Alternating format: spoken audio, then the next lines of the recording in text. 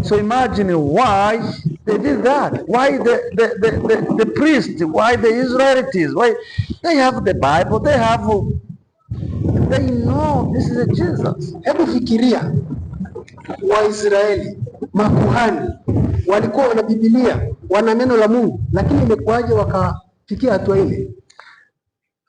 They became like rash people. They crucified Jesus. They don't need him anymore. Kuja kwa hasira kabisa, wakaona wamsulubishe, wakaona hawamhitaji kabisa aendelee kuwepo. Why?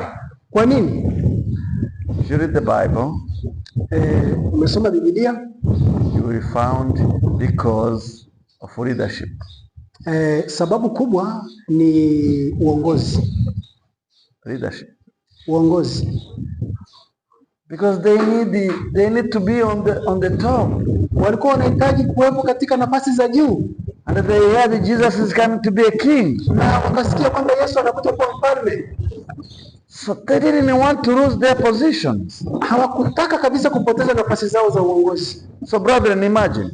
Ndugu zangu, hebu jaribu kufikiria. When you are a Bible worker, wakati unakuwa mtendakazi wa Injili, when you are a church leader, wakati unakuwa mzee wa kanisa, when you are a minister, wakati wewe ni mchungaji, when you are any position in the mission, wakati unakuwa katika idara yoyote ya uongozi kwenye mission, and then they remove you, kisha wakakuondoa, how do you feel in your heart?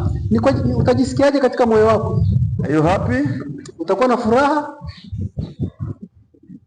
You be happy? Utakuwa na furaha? Ni swali.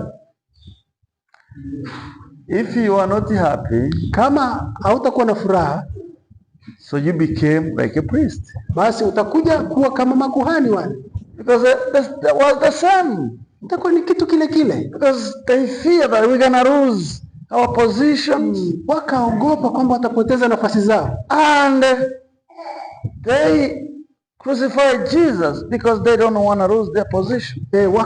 Wakamsulubisha Yesu kwa sababu hawakutaka kupoteza nafasi zao za uongozi.